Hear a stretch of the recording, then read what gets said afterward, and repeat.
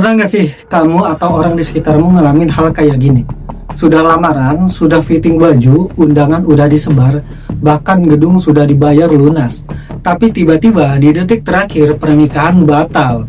Entah karena satu pihak tiba-tiba berubah pikiran, orang tua nggak setuju mendadak, ada kejadian janggal, atau malah salah satu dari mereka sakit keras tanpa sebab. Ini bukan sekedar drama kehidupan, ada yang lebih dalam, lebih halus, dan seringkali nggak terlihat. Kenapa banyak orang yang gagal nikah di detik terakhir? Jawabannya bisa beragam, tapi kalau ditelisik secara spiritual, ada 3 penyebab utama. Pertama, energi penolakan dari garis leluhur. Kadang, tanpa disadari, salah satu atau bahkan kedua calon pengantin punya garis leluhur yang belum selesai urusannya. Mungkin pernah ada janji yang belum ditepati, arwah yang belum tenang, atau energi trauma masa lalu yang numpuk di garis darahnya. Ini yang disebut karma keluarga. Bentuknya bisa macam-macam, sering gagal hubungan, ditinggal nikah, atau selalu ada aja halangan di momen penting. Yang kedua, gangguan halus dari orang yang nggak suka. Banyak orang nggak sadar, orang ketiga yang pernah hadir dalam hubungan, entah mantan, saingan cinta, atau bahkan teman dekat, bisa mengirimkan energi negatif lewat pikiran yang penuh dendam, lewat kata-kata makian, atau bahkan lewat bantuan hal gaib.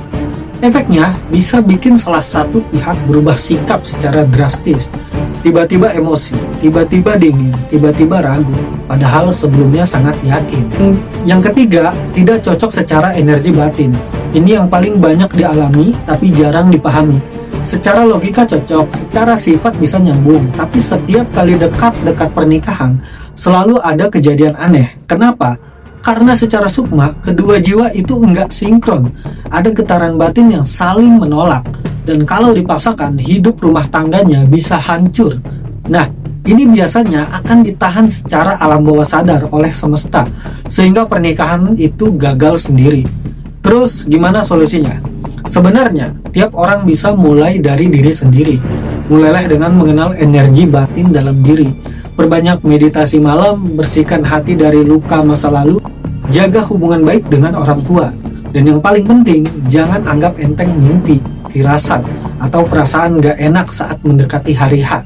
Itu semua bisa jadi peringatan halus dari semesta.